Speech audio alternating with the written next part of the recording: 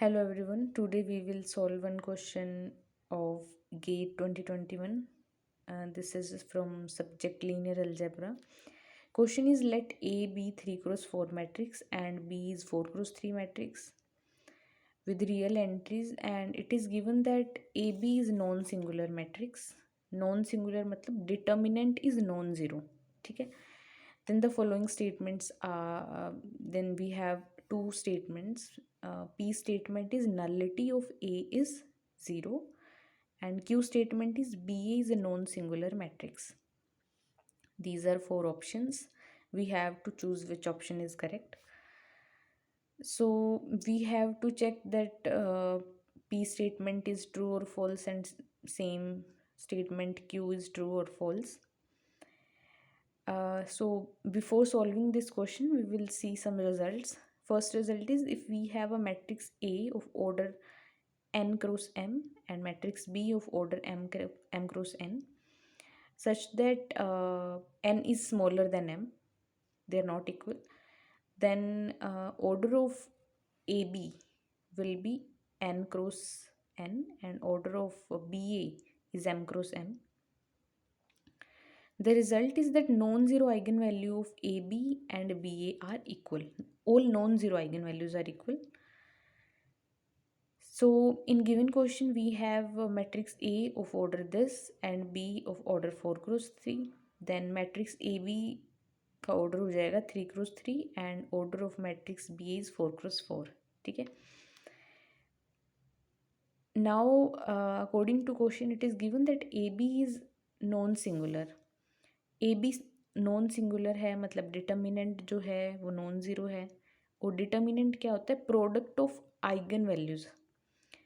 ए B की जो eigen values होंगी, तीन आइगन वैल्यूज़ होंगी, सी लैम्डा 1 लैम्डा 2 लैम्डा 3.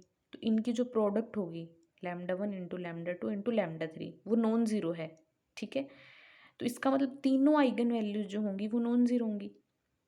तो ए बी की तीनों जो आइगन वैल्यू है वो नॉन ज़ीरो है. And according to this result non zero eigenvalue of A B and B A are equal. तो बी ए के पास भी तीन नॉन ज़ीरो आइगन वैल्यू होंगी, जो एक बच गई क्योंकि इसका ऑर्डर 4 है तो चार आइगन वैल्यूज होंगी, तीन तो नॉन ज़ीरो हैं, फोर्थ वन इज ज़ीरो. ठीक है.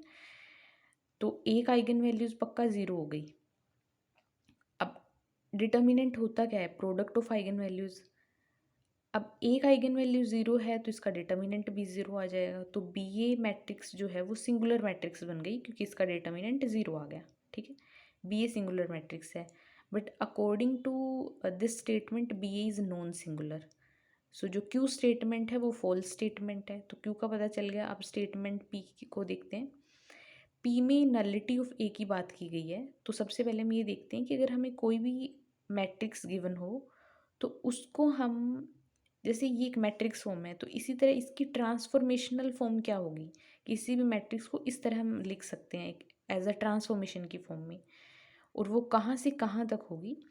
जैसे अगर मैट्रिक्स का ऑर्डर 3 क्रॉस 4 है तो जो ये इसके कॉरस्पॉन्डिंग ट्रांसफॉर्मेशन बनेगी उसका वो होगी R4 to R3. ठीक है. अब हम लिखते हैं. अब चाहे हम ट्रांसफॉर्मेशन की बात करें या इस मैट्रिक्स की बात करें, एक ही बात है. एक ही चीज़ को लिखने के दो अलग अलग तरीके हैं. तो हम लिखते हैं rank of A plus nullity of A is equal to 4. अगर हम मान लें कि स्टेटमेंट पी जो है वो ट्रू है, मतलब नलिटी जो ए की है वो ज़ीरो है, तो नलिटी ज़ीरो हो गई यहाँ पे. तो इसका मतलब रैंक जो होगा मैट्रिक्स का 4 आना चाहिए. मैट्रिक्स ए का रैंक 4 आना चाहिए. लेकिन जो ए है वो 3 क्रॉस 4 ऑर्डर की है तो इसका जो रैंक होगा मैट्रिक्स ए का वो कभी भी 3 से ज़्यादा हो ही नहीं सकता. ठीक है.